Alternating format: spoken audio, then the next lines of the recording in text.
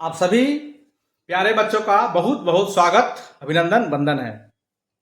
हमने एक झलक देखा था इससे पिछला वीडियो में रेखा के बारे में, रेखाखंड के बारे में, किरण के बारे में। आइए इस वीडियो में हम लोग बिना विलंब किए देखते हैं रेखाखंड क्या होता है। रेखाखंड है ना, जिसको इंग्लिश में लाइन सेगमेंट कहते हैं, है ना।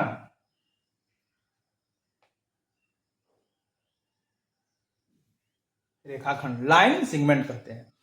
तो रेखाखंड, सबसे पहले रेखाखंड के हम लोग बाद में देखे, उदाहरण के बारे में हम लोग देखा ही था। तो पहले आज हम लोग परिभाषा के बारे में देखे हैं। तो रेखाखंड के अगर हम लोग बाद में देखें तो सबसे पहला हम लोग देखेंगे, क्या देखेंगे कि रेखाखंड रेखा का अवधारणा है ना। रेखाखंड क्या है? रेखाखंड रेखा का ही अवधारणा है, यानी उसी का एक छोटा सा पार्ट है रेखाखंड। दूसरी तरफ हम लोग बात करें तो देखिए क्या है, रेखाखंड को माप, यानी जिसको हम लोग बोलते हैं नापना, मेजर करना, माप सकते हैं। रेखाखंड को हम लोग क्या कर सकते हैं? माप कर सकते हैं। तीसरा देखिए क्या है, रेखाखंड रेखा का एक भाग या उसी का टुकड़ा है। इसी का क्या है? टुकड़ा है। रेखाखंड माप सकते हैं, इस बात का मतलब है कि रेखाखंड का लंबाई क्या होता है? निश्चित होता है ना। हम इसको ऐसे भी देख सकते हैं, कैसे कि रेखाखंड का लंबाई निश्चित होता है।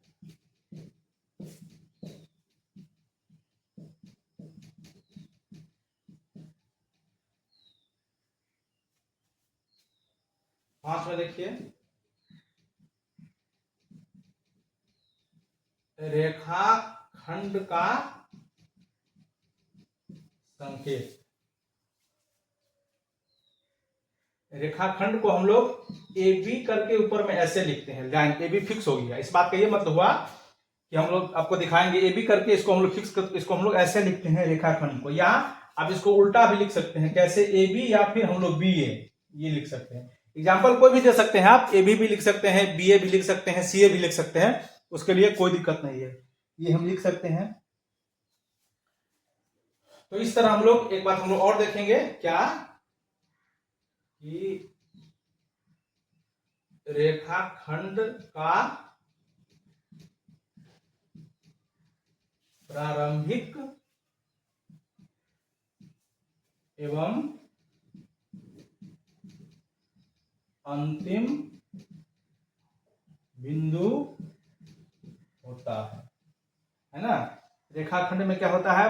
प्रारंभिक एवं अंतिम बिंदु होता है। ठीक है, फिर हम लोग इसका सातवां देखते हैं। रेखाखंड में क्या होता है? केवल लंबाई होता है। केवल लंबाई होता है, कहने का मतलब केवल लंबाई होता है, अर्थात चौड़ाई, मोटाई या ऊंचाई नहीं होती है।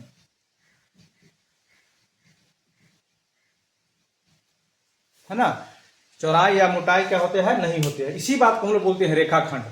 तो रेखाखंड में आप 5-7 बात ध्यान रखेंगे। देखिए स्क्रीन पर है, एक बार हम फिर से पढ़ के सुनाते हैं। पहला, रेखाखंड को इंग्लिश में हम लोग लाइन सेगमेंट कहते हैं, है ना।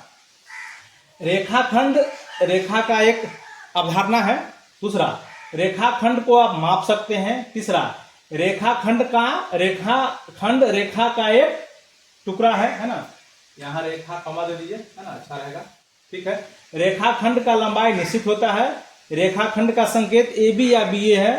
रेखाखंड का प्रारंभिक एवं अंतिम बिंदु फिक्स होता है। रेखाखंड में केवल लंबाई होता है, अर्थात चौड़ाई, मोटाई और ऊंचाई नहीं होता है। आइए अब ये सारा जो बिंदु लिखे हैं उस सारा बिंदु को हम लोग समझते हैं, जो क्या कहते हैं, समझते चलेंगे और मिटाते चलेंगे। पहला देखिए, कह रहा है रेखाखंड रेखा का ही एग्जाम्पल है। तो हमने अभी ही कहा है अवधारणा है, बिल्कुल अवधारणा है, क्योंकि लंबाई रेखा जो होता है ये दोनों तरफ से बढ़ता रहता है। जैसे कि मान लीजिए कि रील है ना, रील धागा में बताइए कितना लंबा चौड़ा है, लेकिन एक तरह से देखें तो वो भी रेखाखंड है। लेकिन अगर मान लीजिए कि बहुत सारा धागा हो, मिटा हुआ हो, बहुत सारा धागा उसमें क्या हो, लिपटा हुआ हो, तो उसी को काट के हम लोग बनाते हैं, उसी को हम लोग फिक्स करते हैं। तो उसी को जिसको हम लोग मेजर कर सकते थे, उसी का बात हुआ।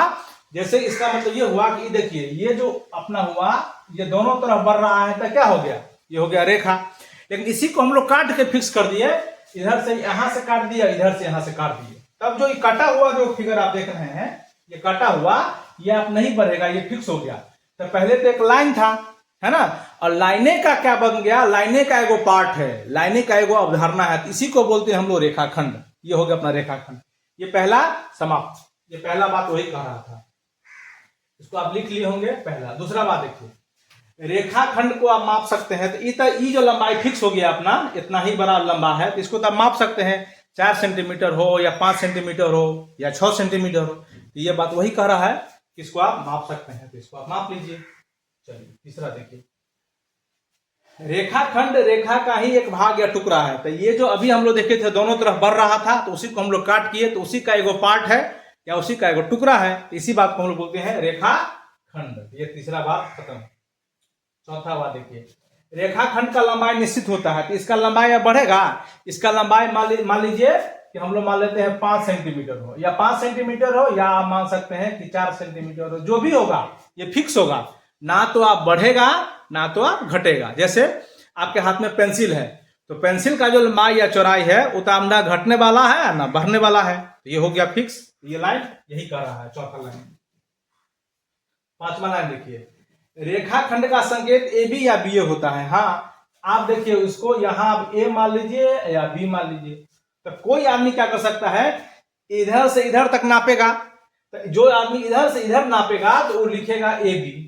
इसका मतलब होता है लंबाई फिक्स हो गया, बढ़ेगा नहीं। ये ऊपर में साइन होता है ए बी का, ठीक है। इसका मतलब तो जो इधर से नापेगा लिखेगा ए बी, और जो मान लीजिए कोई आदमी इधर से नापेगा तो वो लिखेगा अपना बी ए। कोई दिक्कत नहीं, चाहे इधर से मापिए चाहे उधर से मापिए। जैसे कि आप स्कूल से घर जाते हैं, उसका दूरी अगर 1 किलोमीटर है, तो घर से स्कूल आते हैं उसका दूरी कितना है, क्या दोनों अलग अलग है? जैसे कि आप अपने घर से नानी के गांव जाते हैं, 10 किलोमीटर है मान लेते हैं, तो नानी के गांव से अपने घर आते हैं तो वो भी कितना होगा, 10 है ना। तो आप पर डिपेंड है। तो अगर आप ए से बी की तरफ मापेंगे तो आप ए बी लिखेंगे, या कोई आदमी बी से 1 की तरफ मापेगा तो बी लिखेगा। ये बात वही, पांचवा बिंदु वही कहता है। छठा बिंदु देखिए, रेखाखंड का प्रारंभिक एवं अंतिम बिंदु फिक्स होता है। हाँ ये देखिए यहाँ जो बिंदु था वो अपना पहला था, और ये बिंदु था फिक्स। ये जो बिंदु था इसी बिंदु को बोलते हैं प्रारंभिक बिंदु, और ये जो बिंदु आप देख रहे हैं उसी को बोलते हैं अंतिम बिंदु।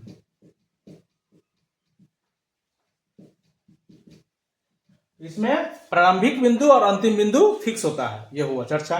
तो ये देखिए, ये बात हुआ समाप्त। और अंतिम देख लीजिए, रेखाखंड में केवल लंबाई होता है। तो ये जो रेखा देख रहे हैं आप, चाहे इसमें तो मोटा भी थोड़ा आपको लग सकता है, लेकिन धागा को देख लीजिए तो धागा में क्या है, केवल लंबाई है। क्या इसमें चौड़ाई है, क्या इसमें मोटाई है, क्या इसमें गहराई है, ऊंचाई है, कुछ नहीं। तो रेखाखंड में जो होता है सो केवल और केवल लंबाई होता है, और इसमें कुछ नहीं होता है, ठीक है। तो ये था रेखाखंड। आपके किताब में भी बहुत सारा एग्जाम्पल इसमें देखा गया है ना।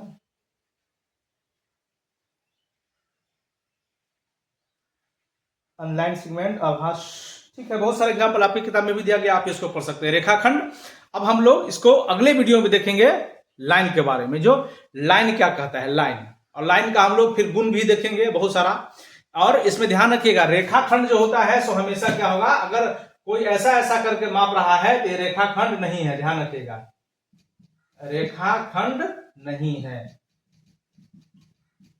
नहीं है, ध्यान रखिए, है ना। ऐसा कोई चित्र होगा तो रेखाखंड बिल्कुल नहीं होगा। रेखाखंड हम लोग पहले रेखा ही पढ़ेंगे। रेखाखंड हमेशा क्या होता है, सीधा होता है। सरल रेखा को ही हम लोग रेखाखंड मानेंगे। इसको रेखाखंड नहीं है, ये क्या है, ये वृत्त है, अति वक्र रेखा है, ठीक है। तो रेखाखंड की हम लोग जब बात करेंगे तो हम उसी की बात करेंगे। हाँ, इसको फिर आप ऐसा भी कर सकते हैं कि सीधा कर सकते हैं, लेकिन ऐसे टेढ़ में रहेगा तो उसको हम लोग मापे नहीं सकते हैं, जल्दी फिक्स नहीं होगा, इसीलिए ध्यान रखिएगा इस बात। तो इसे अगला वीडियो में हम लोग देखेंगे रेखा के बारे में हम लोग चर्चा करेंगे। ये वीडियो अगर आपको अच्छा लग रहा है तो आपके साथ जो मित्र हैं, जो छठे क्लास में पढ़ रहे हैं और दूसरा चैप्टर, इसको अच्छा से समझना। एनसीईआरटी में इसको रेखा और कोण को दूसरे चैप्टर में रखने का बहुत बड़ा उद्देश्य है। अब इसको बारीकी से समझिए, क्योंकि जब बच्चा 9वां और 10वां में जाता है तो वहां जाते जाते ज्योमेट्री पढ़ना पड़ता है, यानी ज्यामिति, उसका थ्योरम, अवधारणा, प्रमेय, तो वहां उसको भारी लगने लगता है, चतुर्भुज समझना, पंचभुज समझना। इसीलिए इसको पहले रखा गया है कि आप उसको आसानी में हर एक बिंदु को अलग अलग ढंग से पढ़िए। इसीलिए ज्योमेट्री हम थोड़ी इसको अलग तरीके से पढ़ा रहे हैं। अगर आपको वीडियो अच्छा लग रहा है, आप अपने मित्रों को भी वीडियो शेयर करिए। नमस्ते, नमस्कार।